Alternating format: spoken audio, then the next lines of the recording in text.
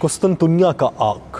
कुस्तुनतुनिया का आर्क रोम में तामीर शुदा एक ऐसी यादगार है जो अपने अंदर कई ज़मानों की तारीख समोए हुए है। आमतौर पर ख्याल किया जाता है कि कुस्तुनतीन आज़म ने जब रोम के बादशाह मार्क्सनेतस को शिकस्त दी तो कुस्तुनतुनिया जैसे तरक्की याफ्ता शहर को अपने कब्जे में लेने की खुशी में ये आर्क तामीर किया, जबकि कुछ तारीखदां इसकी तामीर इससे कबल की बयान करते हैं। मगर ये बात तय है कि इसकी तामीर कुस्तुनतुनिया की फतह की याद के तौर पर ही की गई थी। ज़माना कबल अज़ तारीख में रोम की मुख्तलिफ रियासतों के बादशाह भी मुख्तलिफ थे, जो कि किसी एक बादशाह की कमांड में रियासतों पर कंट्रोल संभाला करते थे, मगर उनकी आपसी चपकलिश मुआशरती बिगाड़ का सबब बना करती थी। ये 312 कबल मसीह की बात है जब इटली पर 3 बादशाह मुसल्लत थे। लिहाजा इटली के बादशाहों में तख्त की लड़ाई जोरों पर पहुंच गई और इस सिलसिले में मशहूर ज़माना मिल्वन ब्रिज लड़ाई लड़ी गई। इस लड़ाई में कुस्तुनतीन आज़म ने मार्क्सनेतस को शिकस्त दी और कुस्तुनतुनिया पर कब्जा करने में कामयाब हो गया।